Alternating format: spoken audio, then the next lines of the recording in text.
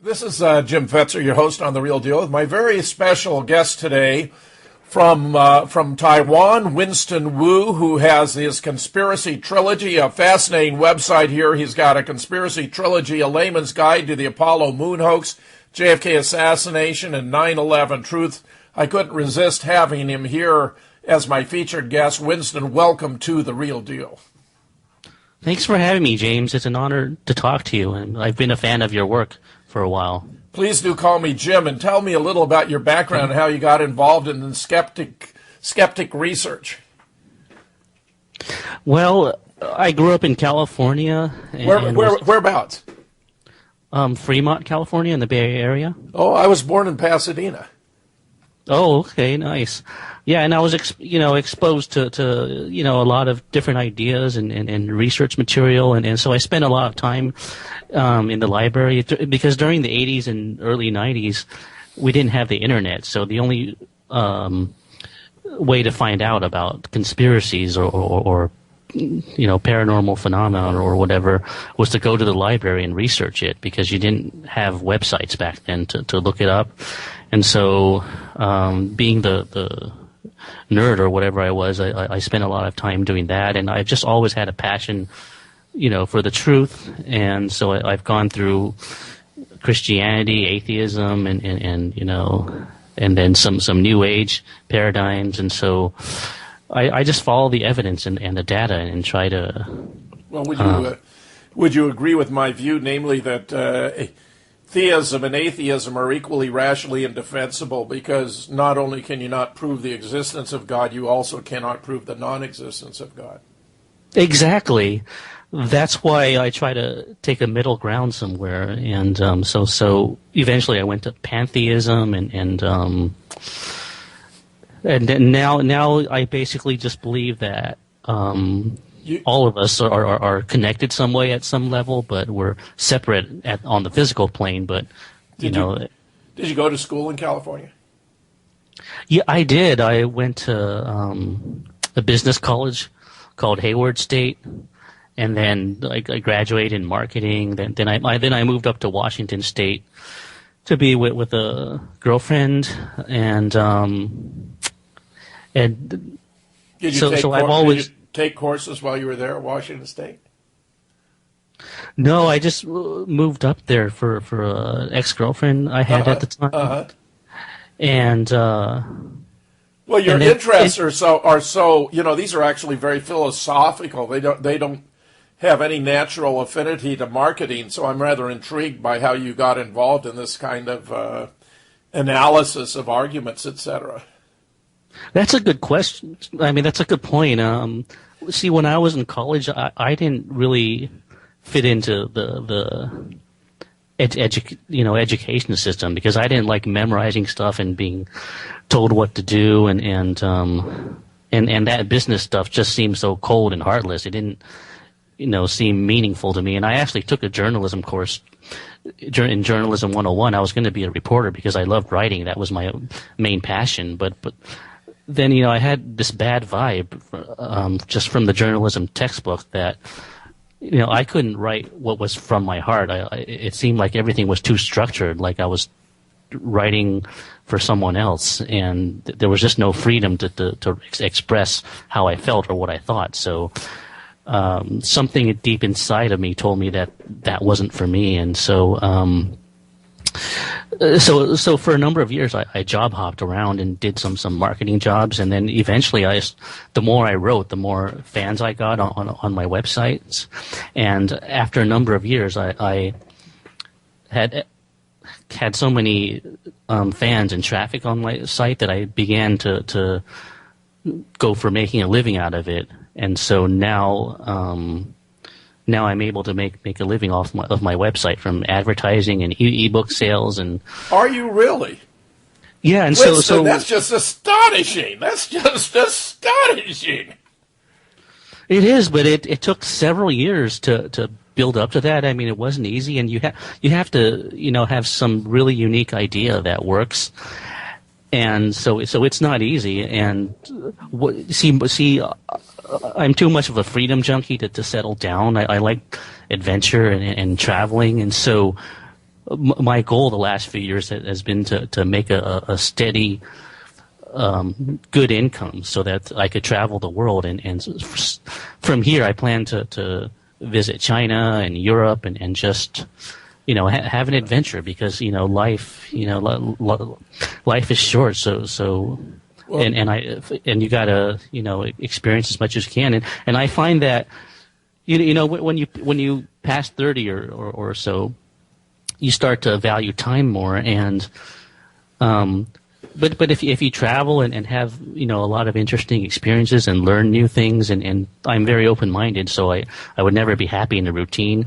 When you do that, you actually feel younger because time stretches more. Because if you are in a routine every day, time actually goes faster because there's nothing special to remember.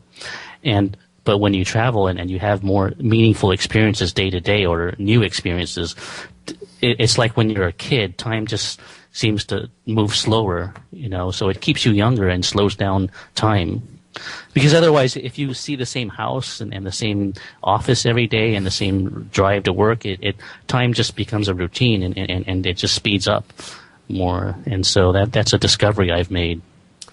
Well, I just love this. Let me mention to all of our listeners that we're on Winston's. This may be one of your websites, or is this the principal website, debunkingskeptics.com? No, that's my second site.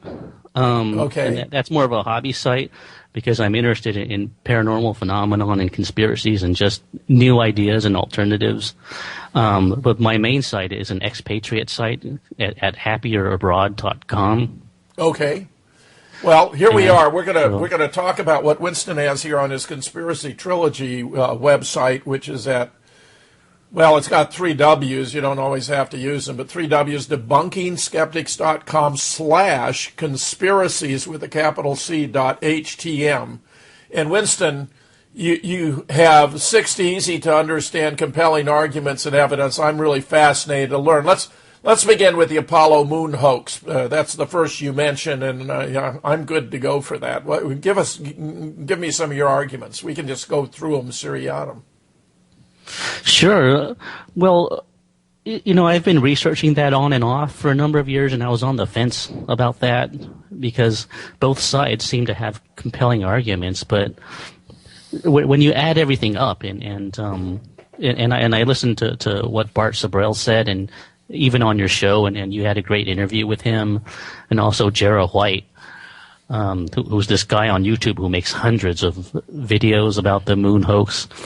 I mean, when I add up all the evidence, it just seems like the side that the hoax arguments are a lot stronger than the other side because the other side doesn't have, much evidence at all. It just seems like a lot of religious faith, and people just seem to have a knee-jerk reaction if you question it. So it just seems more emotional than logical. And when you think about it, most of what most people believe is only because they were told that. See, there's a false assumption that everyone makes, which is that authority equals truth and majority equals right, which is not true. But people. That's what you're taught in school. That's why you regurgitate. You memorize and regurgitate all of this useless information from the teacher. It's not because it's useful for your life. It's because they're training you to do what you're told and to believe what you're told. So everyone has that natural programming, and most people stay with that. And there's only a minority of people that can question authority and be different from everyone else. Well, why don't we spend the rest of this first segment talking about some of your arguments? Just pick the ones you like the best. Oh yeah, about I guess I got off track. Apollo moon hoax, and then the second we can talk about JFK, and then the third about 9/11, and then in the end we can talk about some of the figures that you've encountered who seem to be prominent examples of pseudo authorities who are trying to mislead the public about what we do and do not know about these cases. Yeah, well, I think the strongest argument for the moon hoax is the one that I talk about at the beginning, which one of your guests, Bart Sabrell, made really eloquently, which is that if we were able to go to the moon in 1969, which is 240,000 miles away, technology always moves forward. It gets better and better every year. It doesn't go backward. So by now we should have daily flights to the moon and also a moon base on there. And instead, ever since the last moon landing, no one's ever been more than 400 miles above the Earth, and so that's like a 600 times difference between 400 and 240,000, and that just doesn't make sense. It's just totally implausible. And as one of your guests, Bart Sabrell, said, ever since. So far, 14 people have died in space shuttle missions, but during the 6 or 7 Apollo missions, nobody ever died. So, and the space shuttle was only like 200 or 300 miles above the Earth. So it's just implausible. The logic just is too extreme to accept, and doesn't add up. Yeah. Yeah. In terms of the moon hoax, I have a dear friend who died here just a few months ago, Jack White, who had a website about the moon landing, his studies of the photographs, which displayed all kinds of anomalies. You'd have multiple rays of light from disparate sources. There were reflections in the visors and all that of equipment that shouldn't have been there. There were, weird aspects about the treads where they'd be in an impossible situation, or they wouldn't be where they should be. I never have actually published on the moon landings, but if you go to my first website, assassinationscience.com, you'll find that I have 6 or 7 links to what I regard as really very important sources about the moon landings, including Wagging the Moon Doggy, which is just marvelous, and a couple of videos, including conspiracy theory, did man land on the moon, which I love, Winston. I was actually in London when all of a sudden I started watching. It was on one of the BBC channels, and it was something I'd never seen here in the United States, but it was displaying all kinds of physical and scientific reasons why it appeared to have been a hoax. Including the Van Allen radiation belt, the fact that the moon lander had been so unstable in the stronger gravitational field of the Earth, the idea that it worked flawlessly on the moon was a bit far-fetched, that footage showing a lander going up into space looked like it had been yanked by a cable at high speed. It just went on and on. Really fascinating stuff. And that already made me profoundly skeptical, and the more I got into it, the more convinced I became that this appeared to be a fraud, where one of the most important arguments given for our having gone to the moon was, of course, the moon rocks. But then it turns out that Wernher von Braun led an expedition down to the Antarctica to collect moon rocks, which had been dislodged from the surface of the Earth by small asteroids, caught in the Earth's gravitational field and brought down, where they could then be produced as evidence that we'd gone to the moon and be bona fide moon rocks. Yeah. And I did some research into that, too, and I found out that the European Space Agency actually crashed a probe on the moon, and when it kicked up some dust, the soil that it analyzed was different than what was in the moon rocks. And also, there's a lot of scientific articles that say that the moon rocks are actually similar to what's on the Earth, and that's why, that was the basis for scientists saying that the moon might have been formed by a big whack theory. But so it came out of the Earth, yeah. You're saying that even some of the alleged moon rocks may not even be actual moon rocks. I know one turned out to be a chunk of petrified wood. I think that was in a museum in Holland. Yeah, and there's never been any explanation for that, and so either they gave him a fake moon rock or it was switched somehow,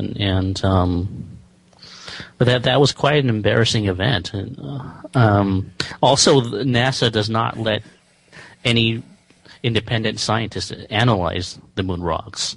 So how can there be an independent verification of it? How unscientific, Winston? How ridiculous can you get that you won't let independent experts analyze your data? This this is really indicative of a cover-up. Yep, it sure looks like it, and then as you mentioned in your interview with Bart, I mean, NASA claims to have lost the telemetry tapes after someone from IMAX Films wanted a copy of them to make an IMAX movie out of. So, and who can lose 700 boxes of tape? I mean, it just doesn't make sense. And when you add it up, there's just no reason.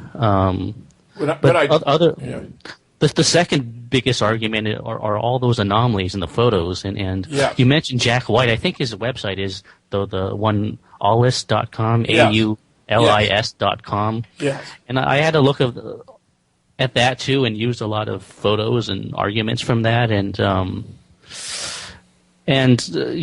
mean, there's just so many clear signs of fakery that such as more than one light source and the intersection shadows. And what I found was that the people on the other side that defend Apollo, like Phil Plait or Jay Windley, they run clavius.org and badastronomy.com.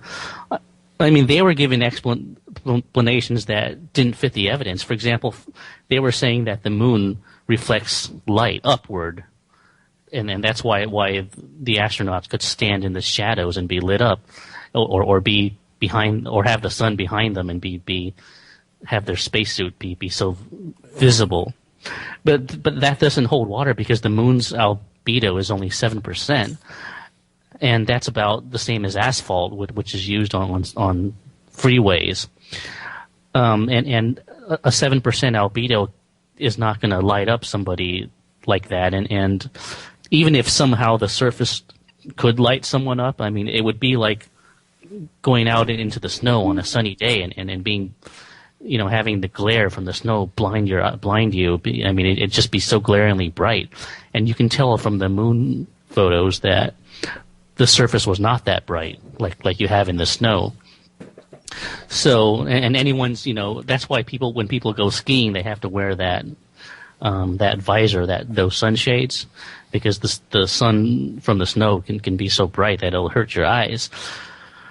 But in the moon photos, the floor is not that bright. So, I mean, that doesn't add up. And what I've known about these debunkers, which we call pseudo-skeptics, because they pretend to be skeptics that champion science, but when you look at what they say, they're not.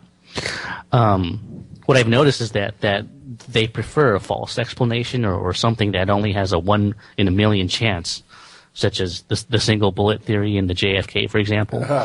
They prefer that rather than any conspiracy argument. It's like, anything is okay, but just not as conspiracy, and that just doesn't make any sense. It just defies common sense. I mean, regular people are not like that. So I have to conclude that such people must have some type of agenda or vested interest. I don't think there's any doubt about it when you come to the magic bullet theory course. I mean, either the bullet hit at the back of the neck or it didn't. We have the shirt, the jacket, we have autopsy diagrams, we have reenactment photographs, we have the president's personal physician's death certificate, all of which locate the hit to his back at 5.5 inches below the collar to the right of the spinal column. A shallow shot went only about as far as the second nickel of your little finger at a downward angle. Well, no shot that entered there could possibly have come out the front of JFK's throat. Not only that, but a bullet that had hit at the base of his back of his neck would intersect with cervical vertebrae. So the alleged magic bullet theory is not only false and provably false, but it's not even anatomically possible. I mean, that shows you, Winston, how ridiculous this has become, where I actually gave a presentation about this at Cambridge University and then published in a peer-reviewed international journal under the title Reasoning About Assassinations. Because if the bullet hit in the back didn't transit his neck, then you have to count for the wound to his throat, which Malcolm Perry, who performed a simple tracheostomy through it, had described 3 times as a wound of entry, and the hits on Connolly on the basis of other shots and other shooters. So just by knowing where JFK was hit in the back, you can establish the existence of a conspiracy of multiple shooters in the assassination of JFK. Exactly, and what people new to this need to understand is that I mean, when someone reads your book and then reads Gerald Posner's books, a person that's new to this is not going to know who to believe because, I mean, you will give different information than Gerald Posner. So the only way to know is to look at the source documents, the original documents, and what the original witnesses said. That's the only way to know. And the other side seems to try really hard to alter what they said and alter the data. Well, that was going on to begin with because the FBI was designated as the investigative arm, and they didn't interview the 10 closest witnesses to the limousine. They altered other witnesses' testimony. I mean, they would have a witness and not ask him the questions that would elicit the important information he had, or if they inadvertently had got into the record, it was changed. I mean, the unscrupulousness and the manufacturing of evidence of all this in relation to Oswald was overwhelming. But I love what you're saying about the moon landing hoax, because most Americans, do tend to believe that we had to have gone to the moon. I mean, it's just it's a deception of such enormity, Winston, that they can't wrap their mind around it. Exactly. And plus, there's patriotic pride and there's just emotion surrounding it. And of course, I mean, there's multiple factors. People don't want to believe that, the government could have lied about something like that. But I mean, the governments lie all the time. It's nothing new. They just don't want to accept that. And also another common argument they have is, there were 400,000 people working on Apollo. They couldn't have all been involved in the conspiracy, but not everyone needs to be involved in the conspiracy. There's only they place, they only place people in top positions that control things. Take the workers on the engines for the spacecraft. I mean, they wouldn't have any idea that what they're doing actually is part of an elaborate scam. I mean, the overwhelming majority in these operations, it's classified, compartmentalized, need-to-know basis. As a rule, only a small number of those who are managing the project know what's actually going on. Yeah, and if you're working on a rocket part or some piece or whatever, I mean, that could be used for anything. It could be used for black op technology. It could be used for rockets. It could be used for any number of classified projects, because everyone is on a need to know basis, and they don't tell you more than what you need to know. And the higher you go up the hierarchy or the pyramid, the bigger the more people see a bigger picture, but at the lowest level, which the majority are at, I mean, they don't know anything. So it's very easy to have a conspiracy because only a small number of people at the top need to be in on it. That's absolutely right. And they're not going to let you, and also they're not going to let you get to the top unless you play by their game. So the system filters that out too. And also another thing is, the type of people that want to go up to the top, that want to be among the elite, to have power, people that are like that tend to be more sociopathic in nature and are less moralistic. And so there's that old adage that power attracts evil, which is really true. I mean, the type of people that want to become powerful or to be higher up, tend to I mean, they tend not to be angels that are that moral. You hit that one on the head, Winston. We're going to take our first break. This is Jim Fetzer, your host on The Real Deal, with my special guest today, Winston Wu, who is in the Far East as we speak. We're talking about hoaxes, scams,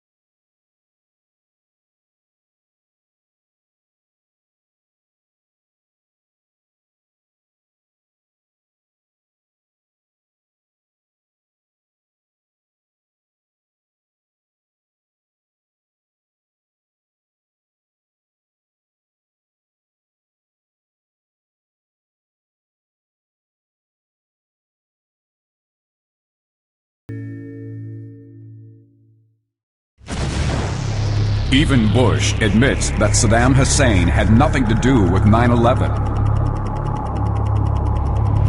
Our own FBI acknowledged it has no hard evidence that ties Osama bin Laden to 9/11. But if Saddam had nothing to do with 9/11, and if Osama had nothing to do with 9/11, then who did it? Who did it? The 9/11 conspiracy provides the answer. Discover the big picture. Learn what we know now. Find out what it means. 11 experts contribute to exposing the truth as the anatomy of an atrocity. Edited by James H. Fetzer. Buy it now if you have the courage to face the truth. Just don't think you're going to like it. The 9/11 conspiracy provides the answer.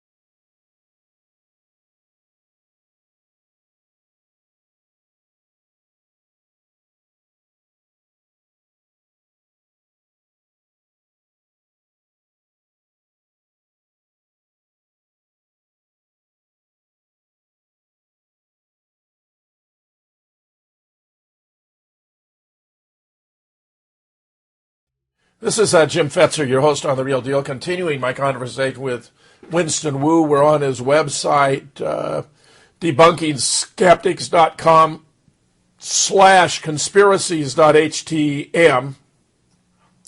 And he has over 60 arguments that are pretty easy to understand related to the moon landing hoax, JFK 9/11. We can just mix it up as we go along, Winston. When you first mentioned, when we first made contact before we went on the air, and you mentioned you were in Taiwan, I explained how I'd been anchored out in Kaohsiung Harbor on 22 November 1963 when JFK was killed, and was awakened at 3:30 in the morning by the officer of the deck, who was the executive officer of the mortar battery, of which I was a fire direction officer, told me JFK had been killed. And then an hour later, he awakened me again to tell me they'd caught the guy who'd done it and that he'd been a communist, which I thought was pretty fast work. But, of course, today I know so much, overwhelmingly more about that event. It's very odd, Winston, to me, as a philosopher in general dealing with broad issues, the nature of truth, the nature of knowledge, principles of scientific reasoning, theoretical foundations of computer science, artificial intelligence, and all that, to have done so much research on one specific event. To me, it's just staggering, because I have had the benefit of working with the best qualified individuals to ever study the case. And what I have learned from them and been able to synthesize and supplement with my own research is just dumbfounding. I think for a philosopher to know so much about, a specific historical event, and then, of course, there are two others I've studied extensively as well, namely 9/11, and then historically, chronologically, following that, the plane crash that took the life of Senator Paul Wellstone. It's just, intellectually interesting for me to be in that position of knowing so much about specific events when my whole professional career has been devoted to dealing with abstractions. Though, Winston, and something I like so much about what you do, which overlaps with me, is I spent 35 years teaching courses in logic, critical thinking, and scientific reasoning. Yeah, I mean, there does seem to be a little bit of an overlap on both sides, because people who are open-minded about conspiracies also tend to be more open-minded about psychic phenomenon or UFOs or ghosts, and on the other end, people who debunk conspiracies also debunk paranormal phenomenon. So there does seem to be some connection between conspiracies and paranormal phenomenon, kind of like people who play tennis usually play golf, the professionals. I mean, some things just seem to correlate for some reason. I think it just takes an open mind to Let me go through some of the, you've got a list of your conspiracy arguments, and just stop me about ones you want to comment on specifically. You're talking about clear signs of fakery in the Apollo moon photos and videos, including diverging and converging shadows, which indicate secondary artificial light sources,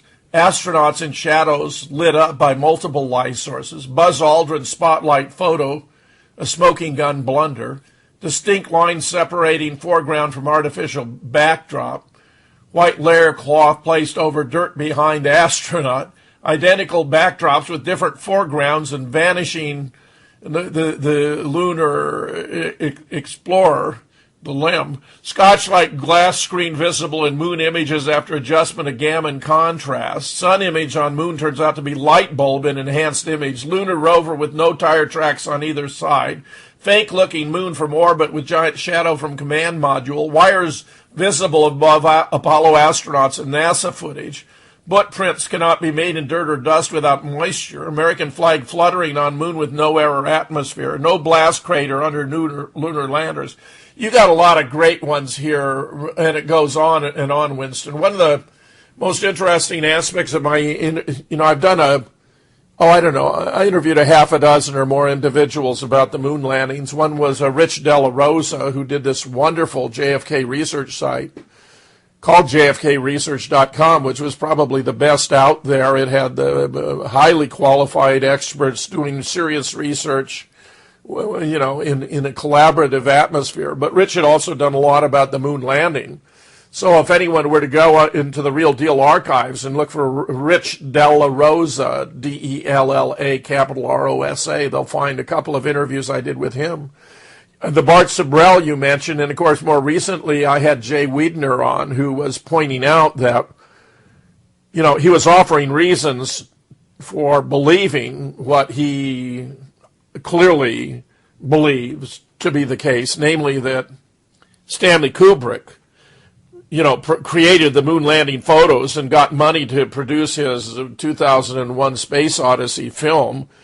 And one of the signs Jay pointed out is that that he had used what's called front screen projection, and that in the front screen projection, both the foreground and the background were equally clear, which of course is optically impossible if these were bona fide moon photographs. Of course, I'm sure you're familiar with Capricorn 1, that marvelous film with Elliot Gould and others. It shows how easy it would be to fake, in this case, a trip to Mars, because they're using only a single feed with a single stream, and they were actually broadcasting from a studio out in the Mojave Desert in California. But third, Jay observed that, the cosmic rays and so forth would affect the film, and it would be actually impossible to take photographs or films on the moon because of that. Yeah, and speaking of Capricorn 1, it's on YouTube, so anyone can see it, and I just saw it a few days ago, and it was a really good film. But you mentioned Jay Widener, and he makes an interesting point about Stanley Kubrick and the Scotch-Light screen used in front screen projection. And he had an article about that, and for some reason it's removed from his website, but I saw that it's on yours. It's under assassinationscience.com. There's an article that, there's an article where Stanley Kubrick explains the front screen projection and the Scotch-Light screen, and you can see images where he changes the gamma and the contrast, and then you can see these. You can see this outline of a glass wall in the background, and that's something that's came out in the last few years, and is very obvious because back in 1969 they didn't think that people today would have the technology to enhance photos to see stuff like that, and but what I've noticed that hasn't been brought up very often in the moon host debate is that in a lot of the photos, like the one with the American flag where the astronaut is saluting, the background, the backdrop of the White Mountain, it actually looks like a wall. It looks really close, and it just doesn't look like a real mountain in the background. It looks like a wall that's either been painted or projected onto. And just looking at it, that's what I see. And there's one that I added to the report recently where on the ground below that mountain backdrop, there's a white layer. And I don't know what that white layer is, but it looks like it's placed over the dirt. And it might be some type of carpet or cloth. But when you zoom in on it, it definitely looks like some layer. So there's like a huge difference between that white layer and the dirt in front of it. And I haven't seen that brought up on any moon hoax site yet. So, so I don't know if anyone's noticed that or discovered that, but it's something that I'll upload to YouTube soon probably and zoom in on. But I do mention it in the report, which is, that guide that you're looking at, the Conspiracy Trilogy, which is actually an ongoing project. So as I learn more and find more, I'll add more to it and try to make it as comprehensive as possible. Well, I like what you're doing. I noticed here at the end of the moon landing section, the moon hoax section, you have common questions and objections, including how could so many people be in on a moon hoax conspiracy? Why don't more scientists recognize the moon hoax or speak out about it? And third, why didn't the Russians call us out on the moon hoax? With regard to the third, if you go to my assassinationscience.com, I guess it's actually 9 resources here. New work on moon photographs, Russians letting the cat out of the bag. There's actually an article, as I recall, that's from Pravda, that talks about reasons why it looks as though the U.S. had faked it. Moon movie, top 10 reasons man did not go to the moon. Did Stanley Kubrick fake the moon landings? Conspiracy theory, did we land on the moon? NASA erased moon footage. Metapedia entry on moon hoax, which is actually very good, and wagging the moon doggy. I recommend all that if anyone wants to get serious about the moon landing. But I do think you raise a very interesting question here. Why don't more scientists speak out about the hoax? Is it that they don't want to embarrass the government? Well, there's a number of reasons. First of all, if you're employed or receive funding from the establishment or the government or just institutions, you can't just say whatever you want. There's consequences. Even in like evolutionary science, if you go to YouTube, you can watch a documentary called Intelligence Not Allowed or something. And so there are scientists who present some arguments for creationism or design, for instance, and then they immediately get fired from their teaching position at the university. So, if you say something that's out of the mainstream or against the accepted norm, I mean, you'll lose your funding, and it's like career suicide. Well, that question about the scientists in regard to the moon landings is very parallel to mine about engineers in relation to the destruction of the Twin Towers. The government claims it was a collapse, but the buildings are blowing apart in every direction, and they're being destroyed from the top down. They appear to be actually being blown apart in 10-floor increments at the rate of 1 10-floor cube per second. So that in the South Tower, the time was less than the North because the top 3 floors tilted over and were blown as though they were one single triple-size cube. And therefore you had a 9-second official calculation of the destruction time, 11 for the North Tower. But, I mean, Winston, anyone can look at that and tell it's not a collapse. I mean, a collapse is a gravity-driven phenomenon, works in only one direction, downward. When you look at these buildings blowing apart in every direction, you know, parts of them are being thrown hundreds of yards. I mean, massive, you know, chunks of steel are being blown, you know, considerable distances. That can't possibly be a gravity-driven collapse, and the buildings are being converted into, you know, millions of cubic yards of very fine dust, and when it's over, there's no stack of pancakes. It's, to me, dumbfounding that more engineers haven't spoken out.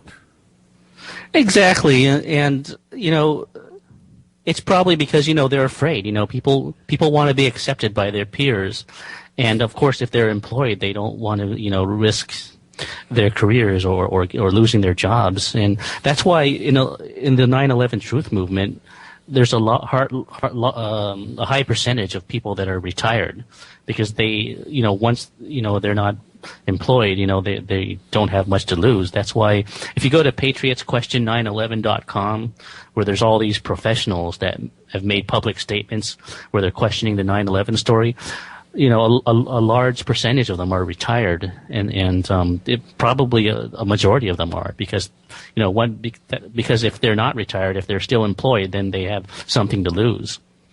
And also, you got to keep in mind that most people, you know, have two masks. You know, there's the mask they show the world, and the mask and the self that, you know, is their private innermost thoughts. And so it's very possible that a lot of scientists and different people do have doubts about this, but they just don't want to talk about them.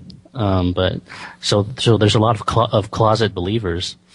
And one of the leading investigators of psychic phenomenon, Dean Radin, he actually said in his book, even though this is unrelated, but this is interesting. He said in his book, The Conscious Universe, that he personally knows a lot of scientists who believe in ESP, but they won't publish anything about it or come out with it. So, well, a lot of people are private, private believers, but they're not going to go public with it. Well, something I learned in my 35 years as a professor was that there's nothing faculty fear more than embarrassment. They don't want to be embarrassed by their students. They don't want to be embarrassed by their colleagues. So they don't want to be embarrassed by the public. Yeah, and I think even... And that means that they actually don't understand or appreciate the role of tenure, which is, of course, to protect faculty from abuse when they speak out or do research on complex and controversial issues. Yeah, and I think Dr. Stephen Jones was forced into retirement or something after he published that paper on thermite or something. I don't know how much truth there is into that, but that's... No, I know Steve's case rather well. Actually, he was taken out of his teaching role and given pure research responsibilities, which many would regard as a form of promotion. But there are others who suffered. There's a William Woodward from the University of Connecticut, as I recall, who was doing psychological aspects, who was dealt with severely. Judy Wood was not given tenure when she had, like 60 peer-reviewed articles, highly qualified. Kevin Barrett was denied appointments for which he is highly qualified right here in Wisconsin. At Whitewater, for example, he was one of 3 finalists for a position involving Arabic and Islamic studies. He was the best qualified. After the other 2 dropped out, the university abolished the position rather than hire him. I mean, it's been that bad. And none of these people have been able to show that anything he or Woodward or Wood, for that matter, or we're saying was wrong. Now, Steve's case, I know, well, and Judy's too, I know extremely well. Steve's fixation with nanothermite hasn't panned out. It turns out that nanothermite has only feeble explosive capabilities. In fact, I did a mini research project with T. Mark Hightower, who's a chemical engineer, and he did a thorough survey of the scientific literature, and it turns out it's a principle, a law of material science, that in order to blow apart a material, you have to have a detonation velocity equal to or greater than the speed of sound in that material. It's 3,200 meters per second in the case of concrete, 6,100 meters per second in the case of steel. But nanothermite only has a detonation velocity, this is the highest known, of 895 meters per second, which means that you can't actually get there from there, meaning that the nanothermite just doesn't pan out. Judy Wood's business about directed energy weapons, while she's done a very good job in general of bringing together the evidence that needs to be explained, she neglects the dust evidence, which contains all kinds of indications that nuclear weapons were used, strontium, barium, cesium, a host of others, which have now been well addressed by participants in the Vancouver hearings, and where anyone who wants to follow up on this can find a nice summary of their work in two articles. One's entitled 9/11 Truth Will Out, the Vancouver Hearings 2, and the other, mini neutron bombs, a major piece of the 9/11 puzzle. Plus, her definition of directed energy weapons, Winston, is so vague. She defines them as devices that provide far more than conventional energy and can be directed. But that's also true of mini and micro nukes. So, she really hasn't done a good job of defending her position, and her followers have just treated her as a mystic figure with dogmas, and they attack viciously anyone who raises questions, even if they're, no matter how scientific, they have assumed the characteristics of a cult. So, that's a short version of a long story. Yeah, I think her hypothesis is really interesting, but it requires a really open mind to even adopt that kind of a view. And I think Jesse Ventura is leaning toward her view of the directed energy beam. But the thing is, I read on her website that, she just dismisses the explosions that a lot of people heard at the base of the World Trade Center, and because it doesn't fit into her theory. So she just says, the explosion sound could be anything, but. Well, that's silly. So it doesn't really explain the explosions.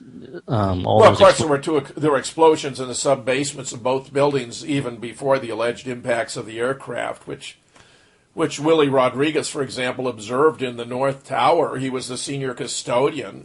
He told me how massive it had been. How one of his coworkers, showed up with all the skin hanging from his arms and all that. And when he was here in Madison, we went to dinner after he gave a talk, and he told me how the sub-basement had filled up with water, and I realized then that one of the purposes of those explosions was to drain the sprinkler systems of water, so that after the spectacular fireballs consumed the jet fuel in the first 15 seconds or so, the very modest fires that remained would not be extinguished by the sprinkler system. So they had to disable them by draining them. It's fascinating when you get into all this.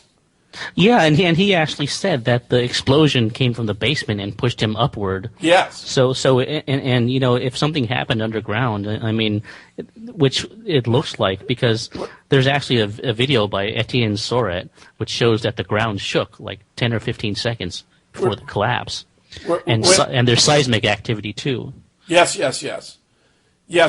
Winston, we're still trying to figure out how those 19 Islamic fundamentalists were able to arrange those explosions in the sub-basement. Oh, yeah, of course, yeah. So, not to mention how they got their hands on mini or micro nukes. That was really one talented crew, I got to say.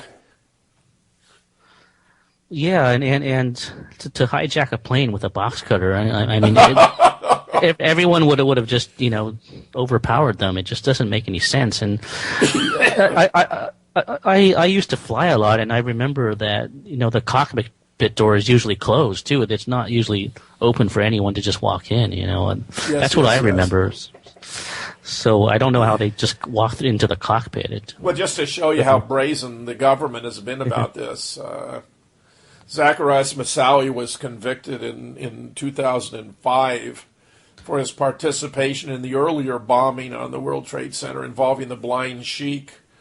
But then a year later in Alexandria, Virginia, he was put on trial for punishment, whether it should be life imprisonment or the death penalty, where the argument was made that if he'd come forward about their plans to attack the Twin Towers and so forth and blow them up, that they might have saved lives. But I mean, here they've shifted from the earlier attack to this much in 1993, to this of which he was convicted, to the 2001 attacks in which it was not shown he had any part at all. And they put him in a stun belt, like 5,000 or 10,000 volt stun belt. I think, Winston, you and I would be very amenable, very cordial and agreeable under those conditions. Yep, we certainly would. I mean, I really like your that video where you talk about the top 10 reasons why the hijackers couldn't have been responsible. Why the hijackers were faked? Yeah. Yeah. That was at the American Scholars Conference in late June of 2006, organized by Alex Jones. And during the press conference, we had 4 members as scholars. I founded Scholars for 9/11 Truth in December 2005, and the first was Stephen Jones, a physicist from BYU, then Bob Bowman, who'd had a PhD in nuclear engineering from Caltech, who was the director of the Star Wars project under Reagan and Ford. And then there was Webster Tarpley, who was an expert on covert ops, and then myself as a founder of Scholars, and that was the occasion on which I gave that presentation. Winston, we're going to take our second break. This is Jim Fetzer, your host on The Real Deal, with my very special guest today, Winston Wu. We're talking about his website and some very clean arguments that should be understandable by virtually anyone related to 3 of the massive hoaxes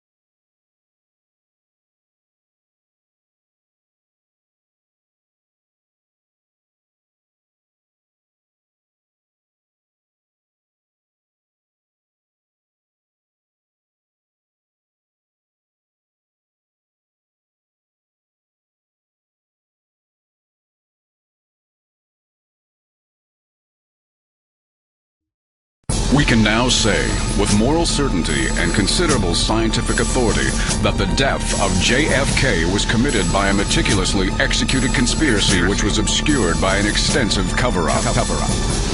Murder in Dealey Plaza, edited by James Fetzer, goes to the heart of the JFK assassination. You'll read new and up-to-date information regarding the Secret Service, the Lincoln limousine, the medical evidence, the cover-up, altering the film, framing the patsy, and the silent historians. Also, 16 smoking guns, each one crushing the government's lone assassin scenario. A world-class chronology of November 22nd, 1963. Chapters by David W. Mantic, Gary Aguilar, Vincent Palomera, Douglas Weldon, Jack White, Ira David Wood III, James H. Fetzer, Doug Horn, and a classic essay by Bertrand Russell. The complete story in the pages of one single book, edited by James H. Fetzer. Read it now, read it again. You'll use it as a reference. Murder in Dealey Plaza. Available at Amazon.com and major bookstores around the world. It's murder.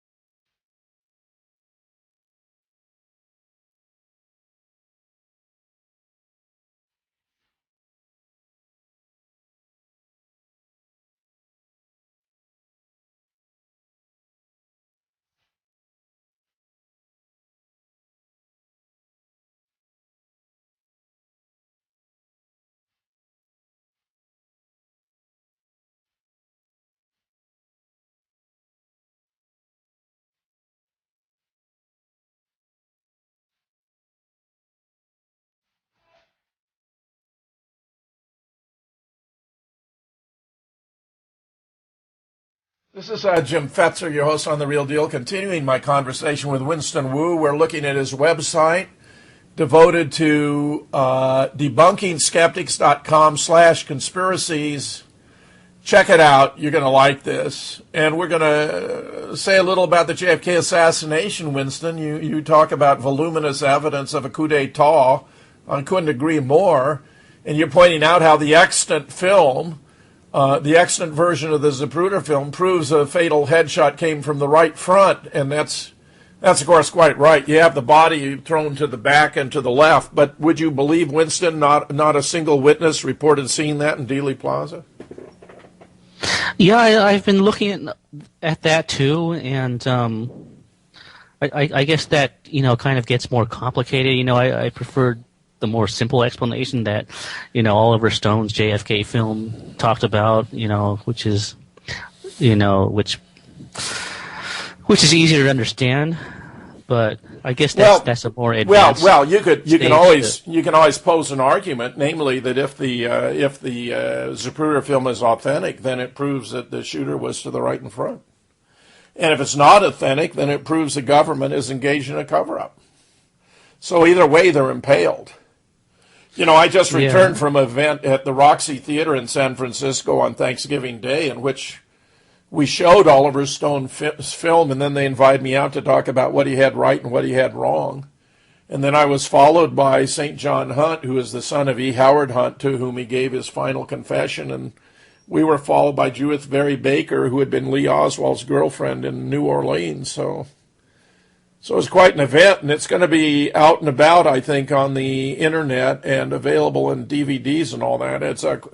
They actually got permission from Warner Brothers to do the audio as well as the rest of the program live stream, Winston. It was terrific. Oh, that's great. Yeah, I mean, I do find it a little suspicious that the government just allowed the Zapruder film to be made public, but at the same time, I don't see why.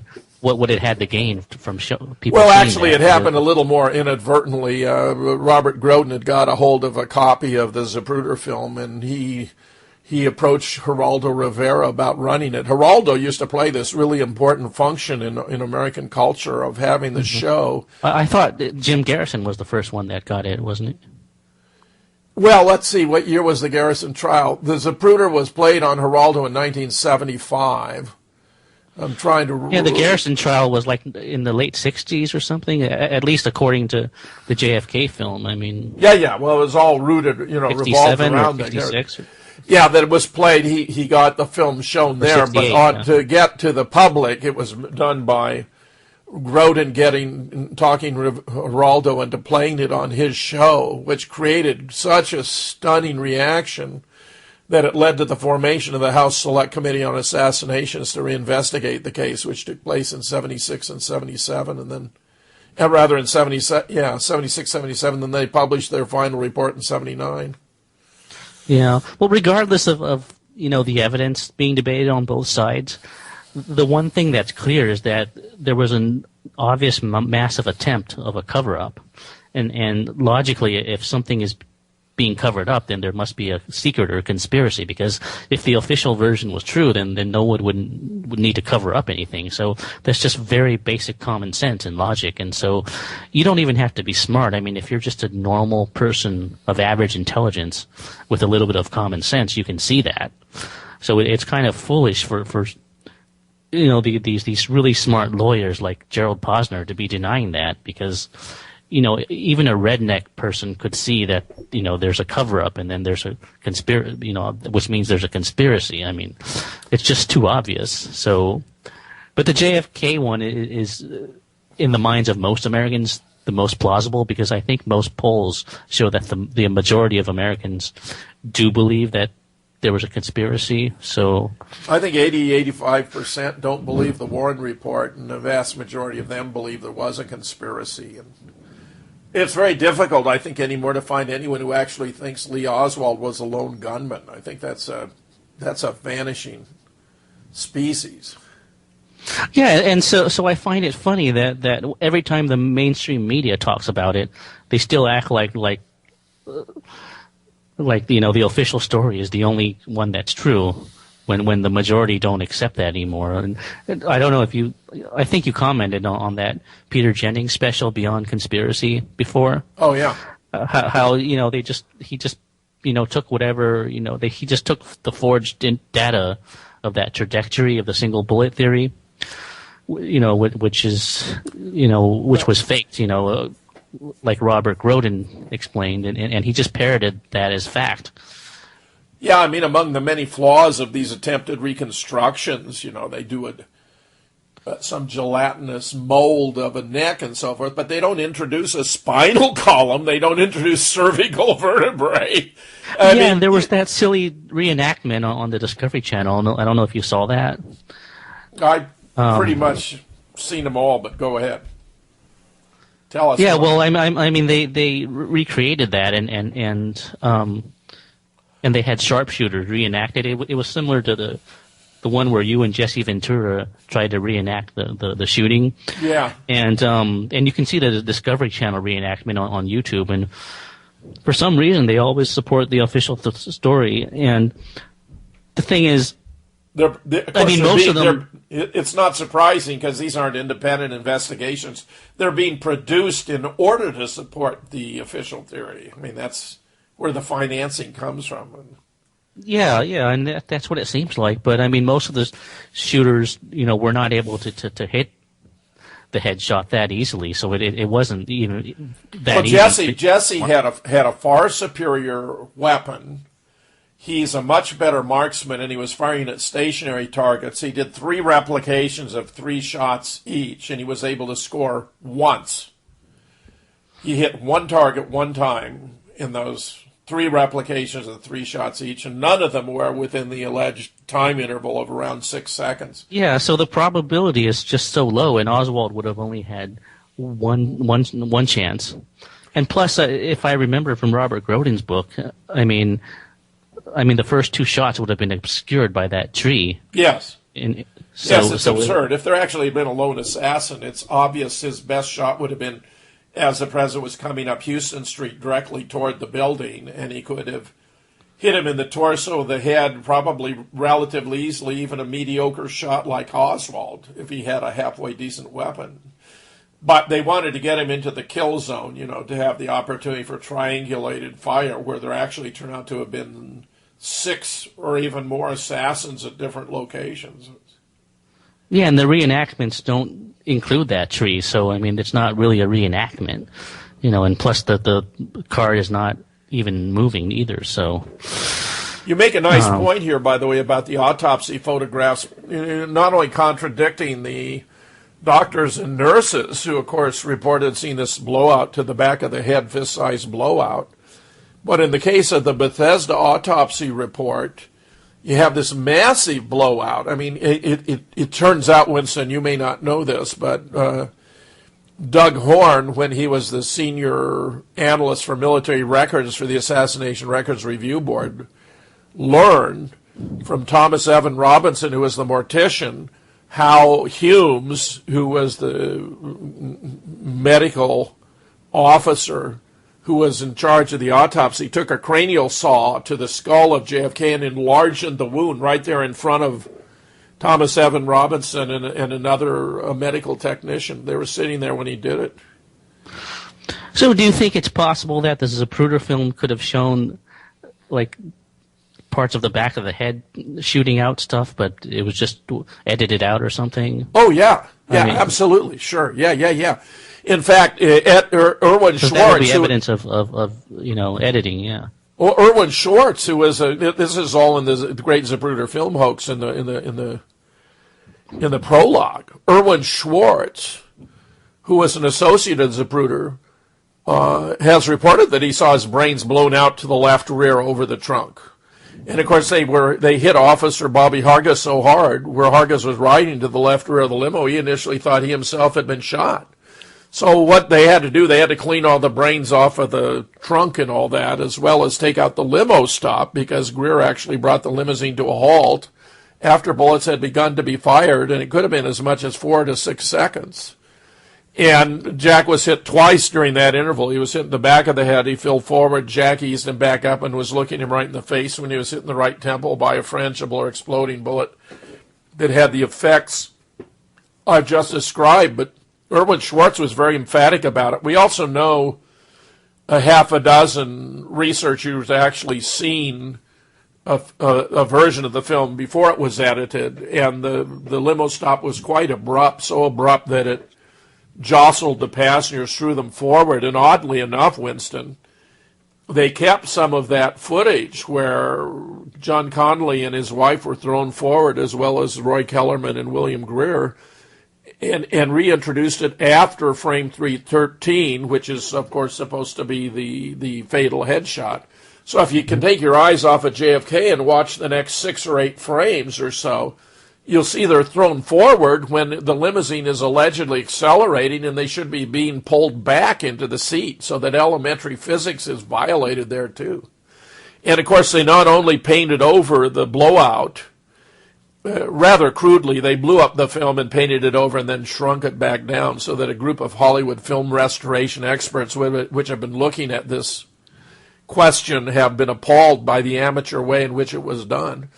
But late in frame 374, it had crossed my mind maybe they were so fixated on those earlier frames they didn't realize and overlook something in a later frame, and in 374 you could actually see the blowout to the back of his head. Yeah, and the fact that Jacqueline Kennedy got out and tried to retrieve a piece of his head from the back of the limo means that something must have blown out back, too. That's right. That's right. She went after a big chunk of his skull and brains, held it in her hand all the way to Parkland Hospital after they pried Jack out of her arms. She went into trauma room number 1 to the anesthesiologist, Pepper Jenkins, and extended her hand asking, "Will this help?" Tragic.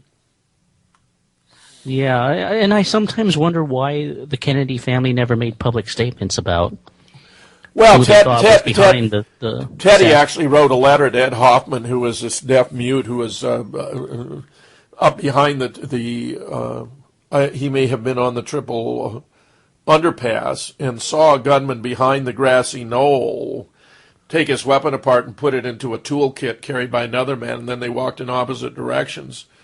But he wrote to Teddy, and Teddy wrote to the family, and Teddy wrote back saying that the family believed that the investigation had to be left in the hands of duly constituted authorities, and that they would be accused of having political motivation if they became involved. But I think they had a pretty good idea what happened.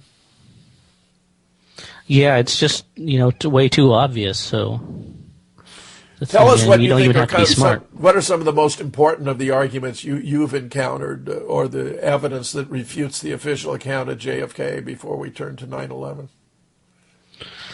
Well, I would say that the Zapruder film is the biggest one because it's hard evidence. You can see it. And also the fact that Oswald couldn't have made those shots I wouldn't say it's impossible, but it's just too unlikely to be plausible for him to make those shots from that far back. Well, we had multiple reports from co-workers that he was in and around the lunchroom on the second floor at 10 minutes to 12. Yeah. And plus, there was no reason for the police to arrest him, too, or look for him. I mean, that's not even clear. So it just seemed like everything was made up from day one. And of course, the cover-up attempt, proves that there's a conspiracy, because if there's no conspiracy, then there's nothing to cover up, because truth doesn't try to cover itself up. Lies are what covers. Including that you don't need to frame a guilty man. Exactly. And plus, another big thing is that, there's just no motive for a lone assassin. For Oswald to do that, there's nothing to gain. There's no motive. And according to Judith Baker, Oswald loved Kennedy.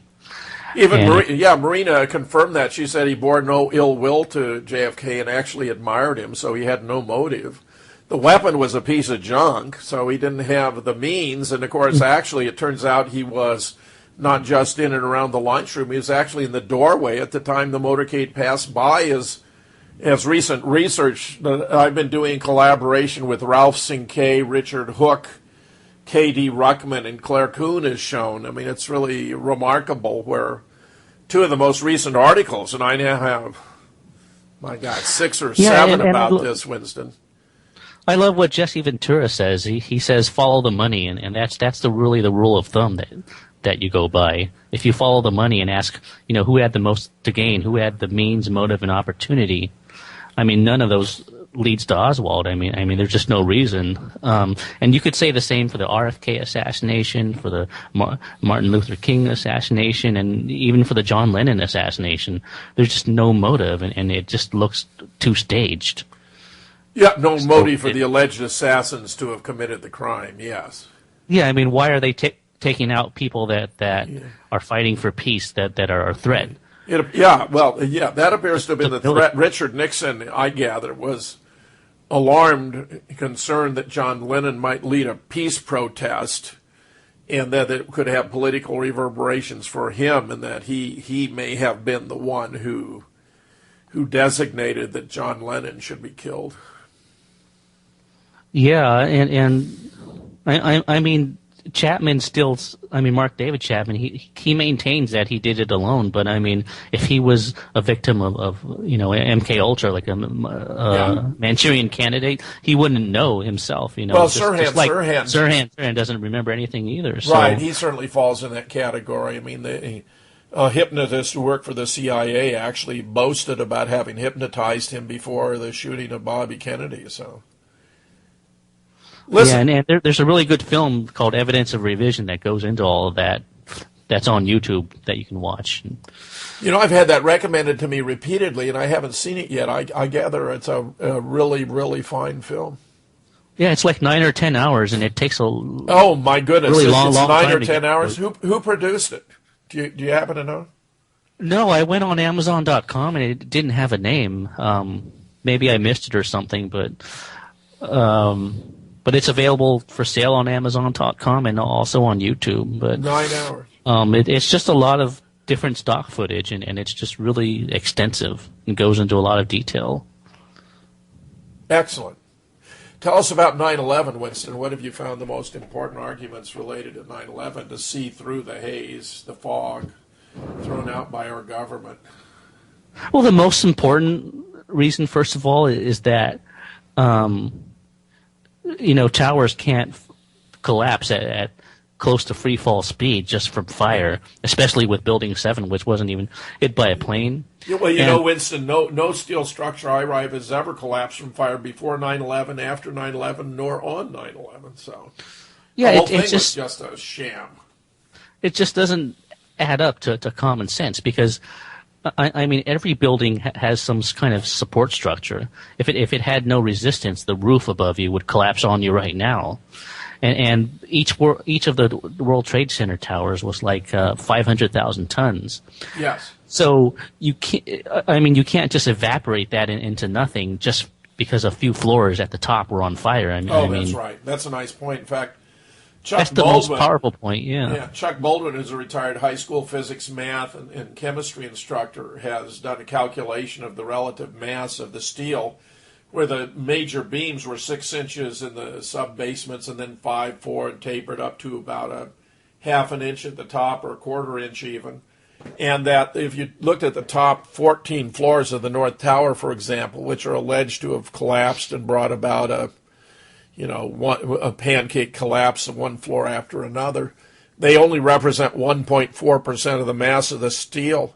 And the idea that 1.4% of the mass of the steel could overwhelm the lower 98.6 is simply absurd. Not to mention that the fires didn't burn long enough or hot enough to cause the steel to weaken, much less melt. I mean, the whole scenario is absurd. Yeah, and I looked over. I mean, I always research both sides, and I looked over at the websites defending the official stories, such as 9/11 debunking, and also there's all these experts that try to prove debunk the conspiracies, but none of them can explain how fire can erase all that resistance. Not one of them even go there. All they try to do is shift the burden on the other side and nitpick the other side because they have no case, so they can't prove that, and that's really their Achilles heel.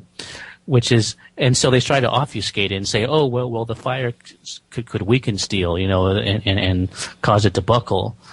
And then they start ridiculing you and calling you names, but they still miss the main point, is that even if the fires cause the steel to weaken, you can't just go through a 500,000 ton structure like that at close to free fall speed.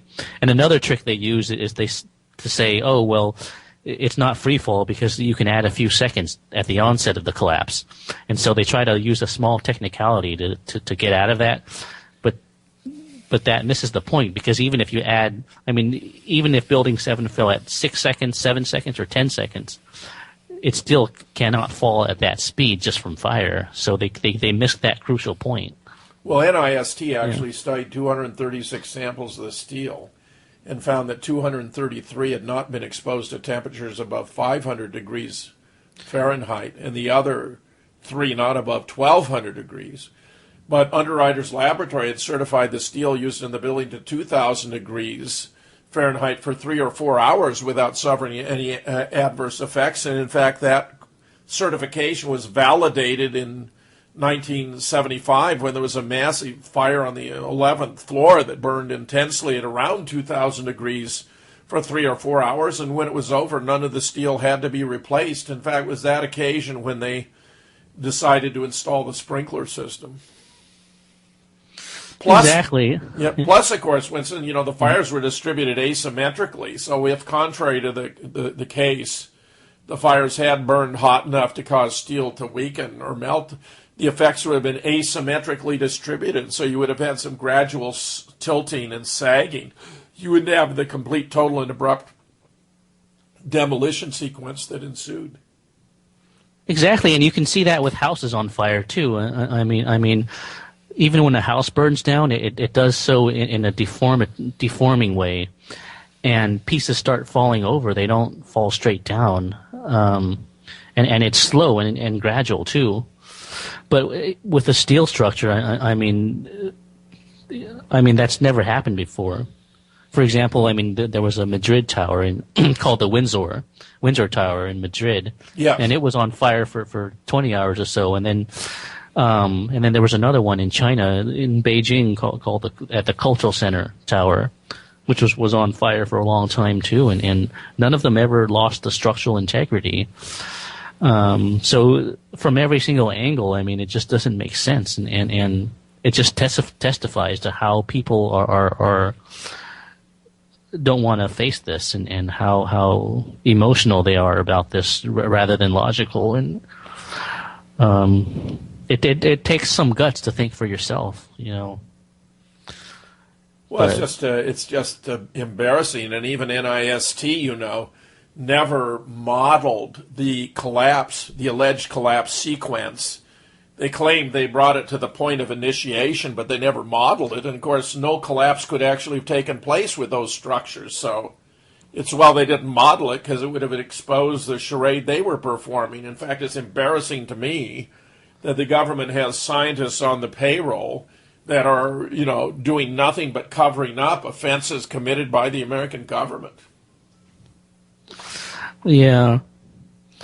And it's just bizarre as to why they would want to take down Building 7. I mean, a lot of 9/11 truthers say that they were trying to cover up, they were trying to erase, information that it would implicate them. But what I don't understand is why they wouldn't just shred the documents or erase the computers and the hard drive in Building 7 rather than demolition it. Well, I think that would have been too obvious as to who was involved here. There's a wonderful new video I watched just the other day about financial aspects of the events of 9/11. Let me see if I can find a link to it. But it's simply excellent, and I'm sure during the break I'll be able to find it and mention it because it's as good as anything I've seen. Well, I don't know if you've looked at some of the more out there theories. Like there are some that claim that it was a Masonic or Illuminati ritual too, and that's why they had to bring down 3 towers. And I've looked into some of that too, and it's really interesting, but it's very esoteric and really out there. So. Mm-hmm. It's just something to consider, because sometimes truth is stranger than fiction. So maybe it was some type of occult ritual or something, and people like David Icke, I don't know if you've followed his research. Well, I know of him. Yeah, I mean he makes that theory, and so does Mark Passio, who has a website called What on Earth is Happening. And there's a couple of YouTube lectures where he talks about numerology and the occult and how they had to bring down Building 7 to make it 3 because the ritual required that as part of because things come in threes or something, and 2 out of 3 would have been incomplete or something. The video I'm talking about The video I'm talking about is entitled Black 9/11: Money, Motive, Technology, and Plausible Deniability. Apart from a little bit of silliness at the end, this is a very, very fine film and goes into why they took out Building 7 in order to destroy a whole host of documents and records, and now there were many different financial and insurance aspects to the events of 9/11. I highly recommend it. I repeat, the title is Black 9/11, Money, Motive, Technology, and Plausible Deniability. Yeah. Yeah, there's a lot of books out there, and the thing is, truth is an ongoing process. I mean, it doesn't come in a package deal. I mean, that's pretty much the way it is with religion too. I mean, it's something, it's a journey, it's a process that's ongoing. It doesn't come like fast food into a package. Winston, we got to take our final break. This is Jim Fetzer, your host on The Real Deal, with my special guest.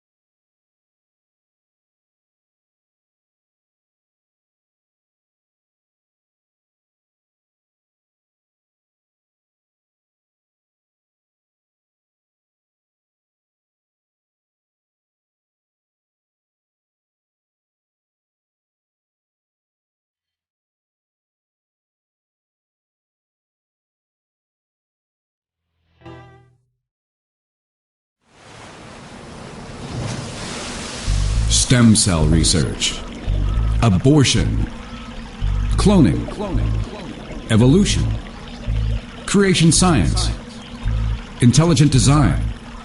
These are hot button issues today.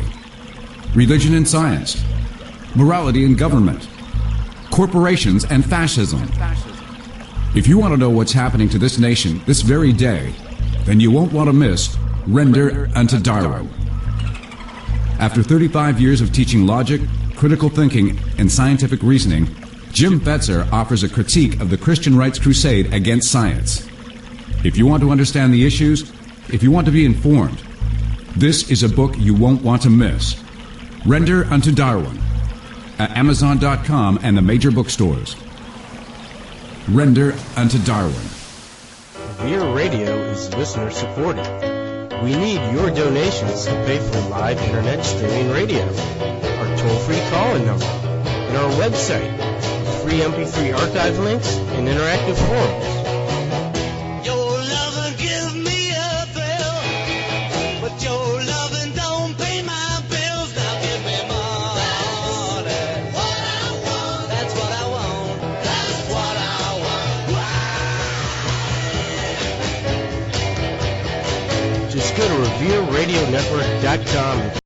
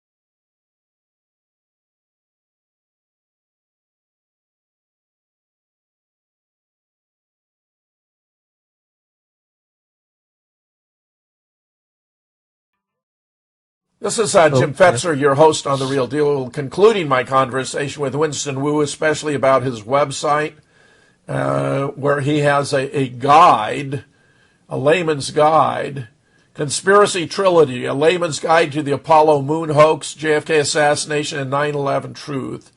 And something I especially wanted to ask you, Winston, was about some of those phony skeptics out there. Michael Shermer comes to mind, but there are many others, and I just wonder which you have run into and whether you have done any publication about them, analysis of their approach and all that. Oh, yes. Actually, in the year 2000, I was actually the first person, as far as I know, to write this book debunking the arguments of the pseudo-skeptics. And that was back in 2000. And I wrote it because it didn't seem like anyone was doing it at the time, and I was debating them for so long. And these are organized people that call themselves skeptics, like Michael Shermer, whom you debated, and of course James Randi and his $1 million challenge, which is the JREF, and he has a JREF forum. Yeah. Rather notorious. And so he's the most notorious one, and I actually talked to him for about an hour back in 2000 about some. You talked to James Randi himself. Yeah, he was having a feud with a friend of mine named John Bennett, and so he wanted to give his side of the story, and so we talked for an hour, and he was a really intelligent, bright guy too, but just really close-minded, and that's what I've noticed. What I've noticed with these people that call themselves skeptics is that what they do and how they think does not match the word skepticism, because even if you look at Wikipedia and who founded the word skeptic, it was a guy named Pyrrho in Greece, and the original meaning of skepticism is somebody who suspends judgment and makes inquiries and has some doubt and doesn't jump to conclusions. And that's explained and quoted on my website, debunkingskeptics.com. And you can read through that in the treatise and in the left-hand fallacies menu. And but the organized skeptic groups don't do that. They make judgments. I mean, they don't even ask questions. You see, a real truth seeker will ask questions because nobody knows everything, and in order to learn something, you got to ask questions. But these people don't do that. I mean, for example, if you look at Michael Shermer's website or the UK Skeptics site and the Skeptics Guide to the Universe and James Randi, they don't ask questions. They already their job is to discredit anyone that challenges the orthodoxy, and whether it's conspiracies or paranormal phenomenon. And so their agenda is to discredit that which challenges the status quo. And here's the ironic thing. I mean, if you're only skeptical of what you don't believe in, but you're not skeptical of your own beliefs, then what makes a skeptic different from everybody? Because everybody is skeptical of what they don't believe in. So I mean, that defeats the purpose. I mean the meaning of that word. So, and you can see this in the pattern of the pseudo-skeptics. They never question the status quo. They never question the official version of 9/11, JFK, or even the pharmaceutical industry, or the medical establishment. They always take on faith whatever the authority says. And that's why someone like Michael Shermer is not only into debunking the paranormal, he's also into debunking any conspiracy claims out there. Because whoever funds him, and it's not clear who funds these people, or where their money comes from, whoever funds him obviously wants him to uphold the establishment viewpoint, or orthodox viewpoint. So, you have all the markings of an agenda here. I mean, if you look at his articles, he doesn't ask questions. He doesn't try to seek answers. He doesn't consider evidence on all sides. He just takes whatever the official version of things are as an assumed default. Like, it doesn't need any proof. Like, for example, when the government claimed that they found bin Laden, they shot him and then dumped his body in the ocean. These pseudo-skeptics believed that even without evidence, because anything official to them must be true without evidence. And so that's a common pattern. And it's a double standard, because when they want to debunk you, they have this eternal prove it to me. They constantly shift the burden of proof onto you and constantly undermine what you say. But when it comes to the official version of events, they never need any proof. It's already true by default. So that's a major logic fallacy that they're using in many ways. And I mean, you don't have to take my word for it. If you go to their websites, you'll see that that's exactly what they do. It's a consistent pattern. So obviously that means they're not truth seekers. I mean, they're not looking for the truth. And they have so many double standards which you can learn about at my site. For example, they claim to be scientific and that they follow science, but the thing is, they only want the science that supports their view. If science does not support their view, then they'll reject it. So in a nutshell, if the facts don't fit the theory, they reject the facts. And that's not scientific at all. So everything they say and what they do contradicts. And there's just so many fallacies that are apparent once you analyze that. And there's a lot of free information and examples about this on my website, debunkingskeptics.com. And also we have a forum with a lot of people on there too that post, and people can discuss topics too as well. So there's a community there. Tell us more about your book. I'm fascinated by that, Winston. You published a book already in 1992, which seems to me was way ahead of the curve. I mean, that's really phenomenal that you were so perceptive to realize the importance of coping with false information.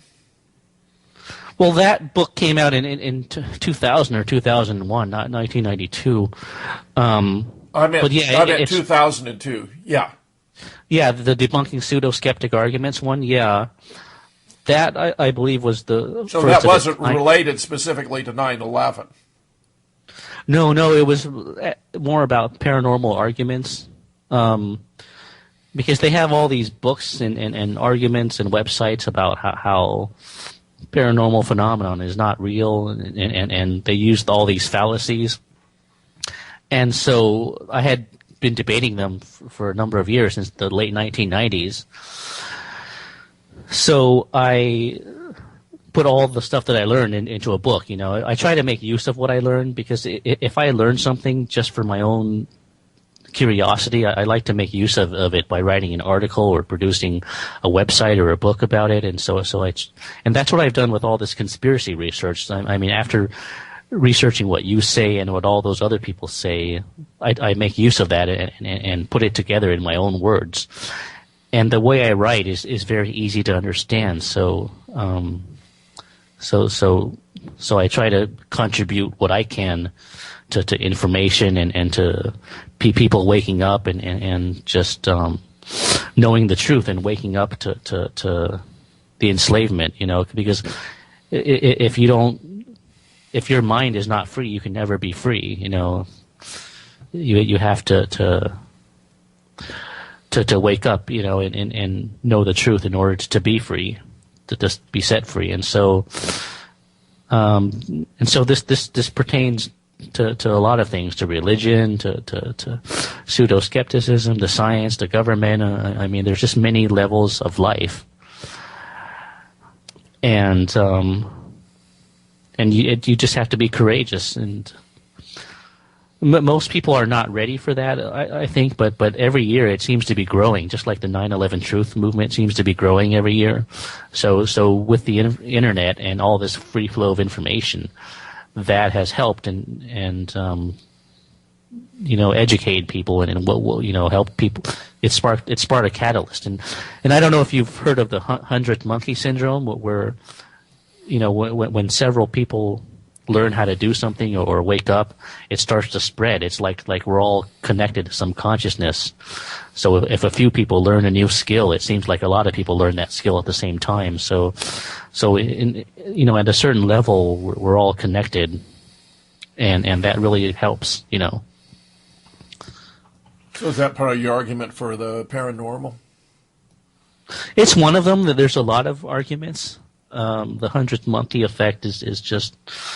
I mean, you can look it up. It's just a phenomenon that.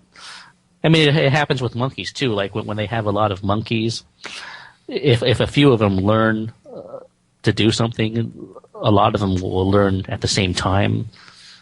It's kind of like during the Renaissance when new discoveries were made. A lot of similar discoveries were made at the same time all around the globe from people who were not in physical contact with each other.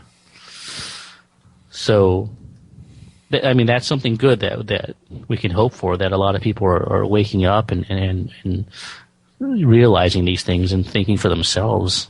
So have you looked at any claims about teleportation and all this sort of thing, that NASA has secret trap doors that'll take you through space-time to distant locations, in particular in the past? Well, I've heard about them on Coast to Coast, but I mean, they're all allegations, and without any evidence, I can't, you can't really buy that, but I guess anything is possible. But the thing is, I mean, there's a lot of people on Coast to Coast that are just plain nuts that have made bizarre claims that are just ridiculous. I mean, there's if you travel a lot, you'll notice this. I mean, some people are just strange. Some people can be very honest in one part of life and very down to earth, but in another part of life, they're just, very delusional. And this isn't just about, the paranormal or something. I mean, this applies to just ordinary life. I mean, I've met people that exaggerate their success or how much money they make too. I mean, there's a very high percentage of people especially men for some reason, that do that. And some of these are very intelligent, down to earth people, but they just, exaggerate. So, I mean, you got to learn to question things and not, just believe whatever you're told and, think for yourself. I mean,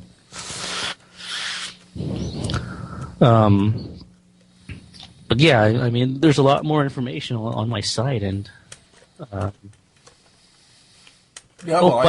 think it's terrific. Go ahead. I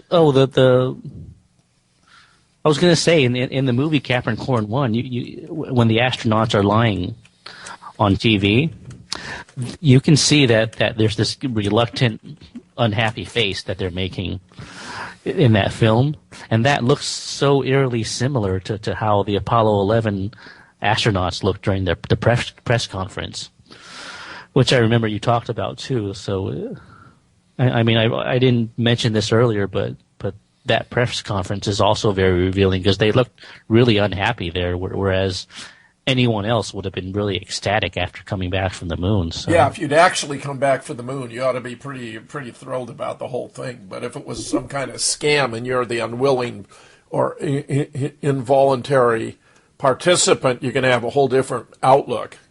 Where Gus Grissom appears to have been taken out in this alleged accident with two others precisely because he wasn't a kind of guy who was going to mince any words about it. Yeah, I've looked into that too, and it definitely seems that way. And a person's body language says a lot more than their words. And so if you look at those astronauts and the fact that two of the three, Armstrong and Collins, don't like to give interviews, I mean, it says a lot. I mean, their body language says a lot, and their behavior too. As they say, actions speak louder than words, and their actions are not those of people that are glad they went to the moon. So. Well, imagine the psychic tensions if you're being, adulated for having accomplished something which, in fact, you only faked. I mean, you have any ounce of integrity in you whatsoever, you're going to be, in a wretched state over that. Exactly, and so we don't know what they were going through. I mean, they could have been hypnotized. They could have been, I don't know, under pressure of some sort, and they're just their behavior is just very, very suspicious. Yeah, I couldn't agree more. I mean, the whole thing is unbelievable. Yeah, so it's not just one or two things or even five things. I mean, in all three of these conspiracies that I talk about in this guide, I mean, there's a whole multiple things.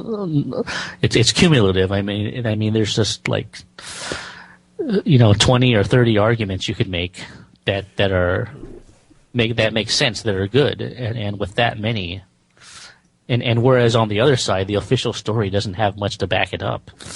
It's all religious faith and emotions. And so, I mean, logically, the case is pretty much proven, of a conspiracy in all three of those. But, so I think, in free thinking circles, it's already been decided. It's just that most people don't take the time to research them and aren't aware of them. They just don't realize things for themselves. They don't even realize something under their nose, like the astronauts are moving in slow motion in 1/6 of Earth's gravity when they should be moving faster and jumping higher. I mean, that is so obvious, but you never realize it unless someone points it out, because you can only think so much. Yeah. There's so much more, of course, beyond the list of the kinds of arguments. You have the actual arguments, which you elaborate on other pages here, so you can access the arguments merely by clicking on them. And I'm just looking about, a couple of cases of confessions in relation to JFK, where you're talking about during the last few years and months of E. Howard Hunt's life, he made several claims about the assassination of President John F. Kennedy, as reported by his son, St. John Hunt, in audio recordings, discussions, and writings. Hunt said, according to his son, that he and several others were involved in a conspiracy to kill President Kennedy. He said the code name the conspirators gave for the operation was the Big Event, that Vice President Lyndon B. Johnson ordered the assassination and assigned Cord Meyer to implement the details. Meyer recruited the people who planned and carried out the killing. You go on to say that the mainstream media didn't like this, so they ignored it and didn't even report it, that Vince Bugliosi didn't like it either, since it runs against his whole 1,600-page reclaiming history that argued Oswald did it alone. So he reacted with cognitive dissonance and accused Hunt's son of fraud, totally ignoring the fact that he had a tape confession from his father. This can only mean that Bugliosi is totally agenda-driven and not interested in truth, or else too rigid to admit that he's wrong. Either way, he's wrong when he claimed there are no whistleblowers in the JFK assassination conspiracy. Hey, in fact, on a single page of Noel Twyman's book, Bloody Treason, as I recall, it's page 384, he lists like a dozen who talked about it, including Sam Giancana and Carlos Marcello and the Miltier and a host of others. Lyndon even blew up to Madeline Duncan Brown on New Year's Eve 6 weeks after the assassination, when she confronted him with rumors rampant in Dallas at the time that he'd been involved, since no one stood to gain more personally, and told her the CIA and the oil boys had decided that JFK had to be taken out. And of course, the Billy Saul Estes, a Texas wheeler dealer, gave an interview with a French investigative reporter, William Raymond, in which he observed that Lyndon had sent his chief administrative assistant, Cliff Carter, down to Dallas to make sure all the arrangements were in place for the assassination. Billy Saul, by the way, knew Cliff Carter and knew Malcolm Mac Wallace, who was Lyndon's personal hitman, who murdered a dozen people or more for Lyndon, including one of his own sisters, and, was convinced that they had been involved from his own personal interaction with him. Then you have Gerald Ford made a confession before his death. In his final public words, former President Gerald R. Ford said the CIA destroyed or kept from investigators critical secrets connected with the 1963 assassination of President John F. Kennedy. The stunning admission by Ford, a member of the Warren Commission, is contained in the forward to a new edition of the Commission's report, A Presidential Legacy in the Warren Commission, in the new book. Ford said the Commission's probe put certain classified and potentially damaging operations in danger of being exposed. The CIA's reaction, he had, was to hide or destroy some information, which can easily be misinterpreted as collusion in JFK's assassination. Just as Winston and I would say, you can interpret what Ford was saying here as an attempt to impose an innocent explanation on what was actually evidence of collusion in the assassination, where the CIA played the major role in all of this. Exactly. So there are whistleblowers, and so when they say that there aren't any, or that somebody would have talked, I mean that's wrong. I mean there are whistleblowers and insiders have talked, and you have a misquote. So they just have So what they do is they just deny everything. I mean that's their only chance. It's I mean the low nutters, all they do is constantly deny. You have a misquotation here from Madeline Duncan Brown, with whom I had over 100 conversations. I also interviewed her at the Lancer conference in Dallas, because he didn't tell her the week before. He told her the night before the assassination that after tomorrow he wasn't going to have to put up with embarrassment from those Kennedy boys any longer. So you might want to check that one, Winston. I mean, that's a relatively minor matter. It's just that, I know how much you care about getting everything right. Oh yeah, I'll definitely look at that and revise it. I mean, you also like I said, this is an ongoing work. Yeah, right. You had something about the limo stop. I mean, there's no doubt about it. There are over 59 witnesses to the limo stop, and even Clint Hill, when he recounted all the actions he took, which we don't find in the Zapruder film, that he rushed forward, got on the back steps, climbed over the trunk, pushed Jackie down, lay across the seats, looked into this fist-sized hole in the back of JFK's head, and then turned and gave a thumbs down to his colleagues in the Secret Service limo, all before they reached the triple underpass. All that had to be taken out, and of course, if the limo had been moving at that time, he would never have made it. Inertial effects would have left his body on the street as the limo raced out from under it. And that's even been corroborated by Roy Killerman, who was in charge of the presidential limousine, who reported looking back and seeing Clint Hill lying across the trunk. He was actually lying across the back seat, but he gave that in his sworn testimony to the Warren Commission. I mean, it's rather remarkable, and the fact that sworn doesn't have to make it true, but it's contrary to the official account, and that's one of the most important signs that you're onto something useful. When you have an official source saying something that contradicts the official account, that's good as gold. Winston, I can't thank you enough for being on the show. Okay, it's been a real pleasure. I hope you're going to get lots of viewers to your site, and I wish you well, and I look forward to having you back. Thanks. It's been a pleasure, and I'm going to promote your site as well. So the traffic, I mean, the people that visit my site will get yours. Well, you might, most of my recent articles on 9/11 and JFK and Wellstone too are found at Veterans Today, Jim Fetzer. Okay, well, you can email that to me, and I'll send it out to my two email lists. Yeah. Winston, thank you so much. Jim Fetzer, thanking my special guest today, Winston Wu.